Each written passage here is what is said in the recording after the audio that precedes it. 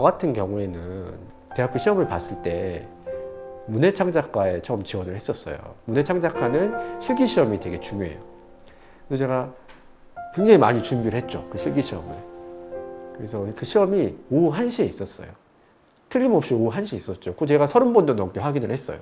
오후 1시에 있었는데 시험을 그래서 제가 좀 더 일찍 가서 준비해야지 하고 11시에 갔거든요. 11시에 갔는데 너무나 학교가 조용한 거예요. 뭔가 이상했죠. 싸한 느낌이 들었어요. 보는데 애들이 시험을 다 보고 있는 거예요. 그래서 다시 확인을 해봤어요. 그랬더니 1시가 아니라 오전 9시가 시험 시간이었던 거예요.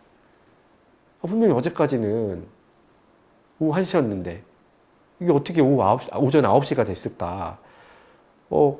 그래도 어쨌든 입장시켜서 시험을 보게 해달라고. 근데 이미 이제 시험 종료 시간이 30분밖에 남지 않았더라고요.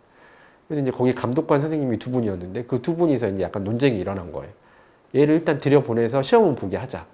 그런데 한쪽은 그거는 형평성에 맞지 않는 일이고 이 친구가 부정행위를 했을 수도 있다 이미. 그러니까 절대 들여보내서는 안 된다. 이렇게 서로 싸우는 논쟁을 하는 사이에 10분이 또 지나간 거예요. 이제 20분 남았어요. 20분 동안 시 3편을 쓰고 수필 1편을 써야 되는데 있을 수 없는 일이죠. 근데 어쨌든 들여는 보내줬어요. 결국 떨어졌죠. 그 학교에. 그때 정말 낙담을 했죠. 그래서 집까지 거의 3시간 거리를 걸어가면서 못난 나에 대한 그런 자기 비판을 하면서 너무 슬펐던 기억이 있어요. 그런데 그렇게 거기에 떨어졌기 때문에 저는 문해창작과가 아니라 국문과에, 다른 학교의 국문과에 들어가게 됐거든요. 그 학교에 들어가서 어떤 일이 있었냐면 지금의 제 부인을 만났어요. 근데 제 부인을 만났기 때문에 제가 그 전까지는 전혀 알 수 없었던 새로운 영역에 대한 공부를 할 수 있었고 책을 쓸 수 있었고 그리고 지금처럼 여기서 유튜브를 할 수 있는 지금의 삶이 만들어졌거든요. 그래서 오히려 그때에 내가 그 시험 시간표를 잘못 봤던 저의 그 알 수 없는 그런 행동이 오히려 내 삶을 더 행복한 방향으로, 물론 누구도 알지는 못하지만 그래도 내가 사랑하는 사람들을 만나게 하는 오히려 좋은 계기가 돼줬다라고 생각을 하는 거죠.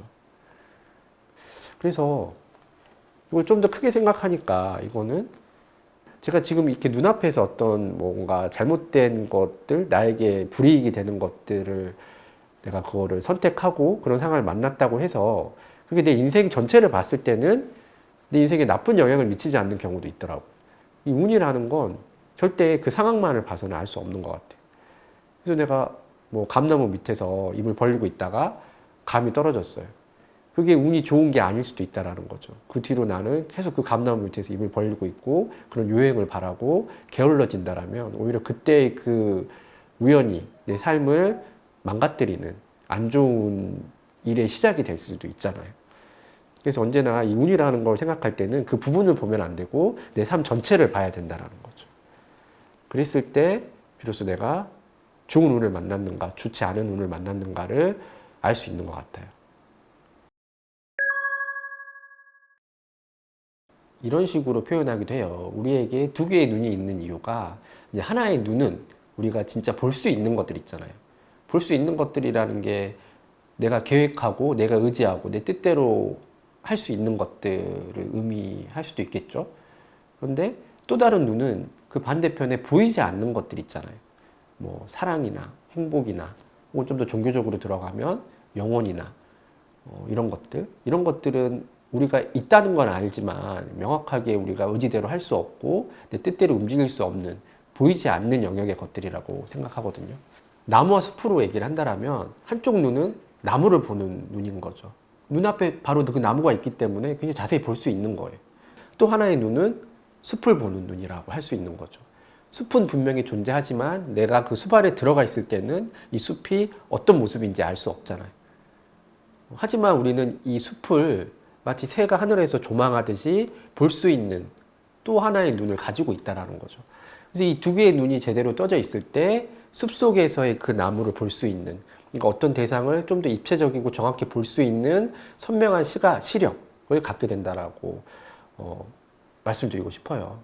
근데 안타깝게도 많은 분들이 한쪽 눈으로만 살고 계시죠. 그래서 내가 만약 이 두 개의 눈을 떴을 때 남들이 보지 못하는 빈틈이 보이기 시작해요. 그래서 스스로 운이 좋다라고 생각하는 사람들의 이야기를 들어보면 나는 그 빈틈이 보였다라고 얘기를 해요. 그러니까 이제 제 지인 중에 10년 전쯤 그러니까 쇼핑몰을 시작한 분이 계셨어요. 그때는 이제 우후죽순으로 그런 여성 쇼핑몰들이 생겨날 때죠. 근데 이 친구는 처음에 쇼핑몰 디자인을 하다가 나도 이 쇼핑몰 해볼 수 있겠다라고 생각해서 이제 저가의 옷을 파는 쇼핑몰을 시작을 했는데 그때 때마침 오픈 마켓이라고 해서 이제 뭐 큰 그런 마켓을 열고 그 마켓 안에 소소한 쇼핑몰들을 입점시키는 그런 것들이 이제 한참 활발하게 일어나던 때가 있었어요. 그래서 마치 스팸 메일 오듯이 뭐 여기 오픈 마켓에서 쇼핑몰이 입점해 줬으면 좋겠습니다라는 메일이 오고 뭐 그런 것들이 굉장히 빈번하게 일어나던 때죠. 그래서 쇼핑몰을 운영하던 많은 분들이 그 제안을 거절을 했어요.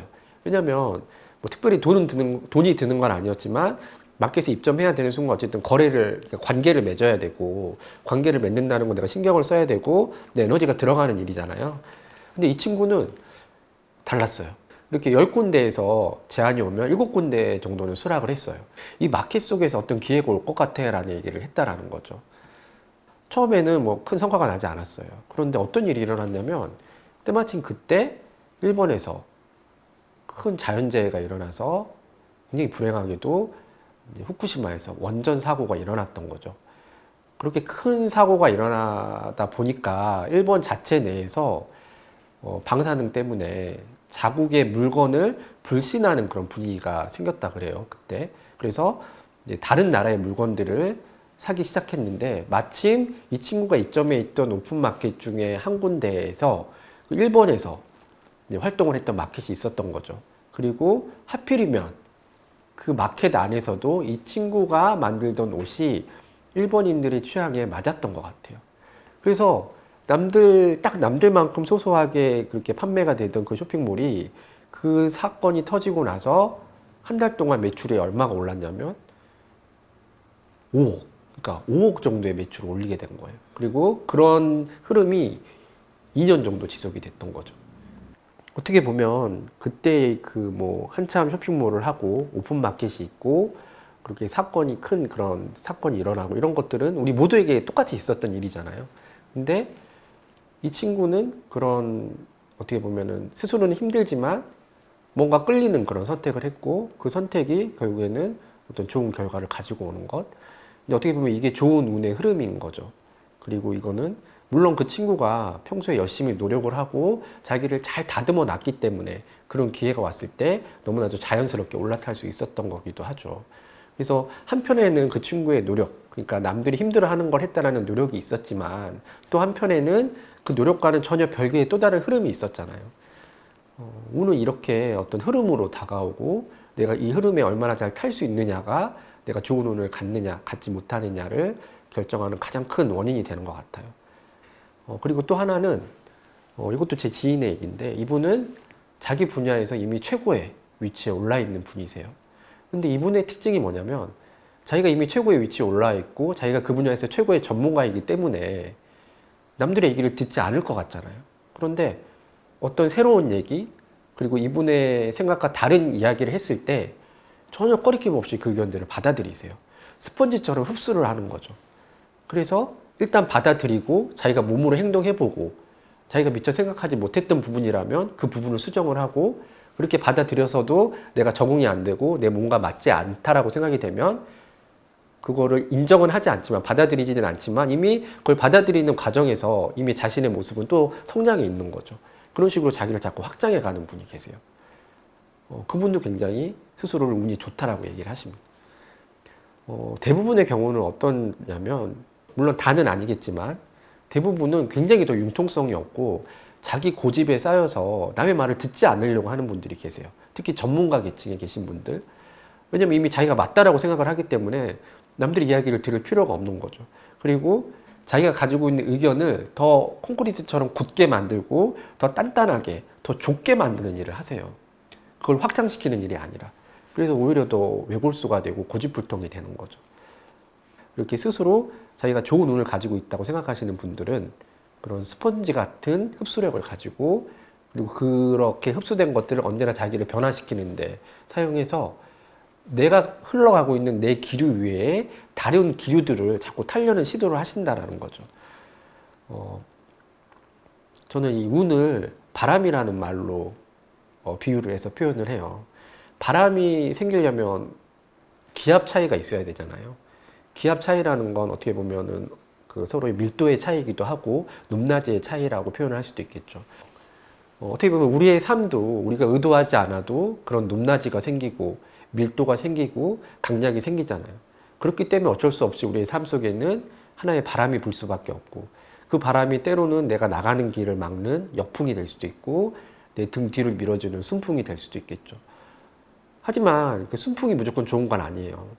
내가 준비가 되지 않았는데 내 등 뒤를 떠미는 바람을 만나면 넘어질 수밖에 없겠죠. 그 역풍도 마찬가지예요. 끊임없이 불어오는 역풍은 없기 때문에 그 역풍을 맞으면서 내가 계속 전진하려고 애쓰다 보면 스스로의 근력이 길러지고 그 역경을 헤쳐나가는 스스로만의 힘이 생길 수 있으니까요. 그러니까 그 어떤 바람이 나쁜 게 아니라 결국엔 내가 이 바람을 어떤 식으로 활용하는가가 더 중요하게 되는 거죠. 좋은 운을 만든다라는 건 그런 것 같아요. 마치 좋은 몸을 만들듯이 좋은 몸을 만드는 게 자고 일어났는데 갑자기 좋은 몸이 만들어지지는 않잖아요. 끊임없이 그 몸을 만들기 위해서 노력했던 것처럼 좋은 운도 눈을 뜨면 갑자기 다가오는 좋은 운이라는 건 없는 것 같아요. 내 스스로 그 운을 만들기 위해서 그 두 개의 눈을 뜨고 열심히 노력했을 때 비로소 그 어떤 흐름도 나에게 유리한 좋은 흐름으로 만들어낼 수 있는 거죠. 마치 연이 높이 날아오르기 위해선 역풍을 맞아야 높이 날아오를 수 있는 것처럼 여러분들도 나에게 불어오는 바람을 잘 활용해서 좋은 운을 가질 수 있었으면 좋겠습니다.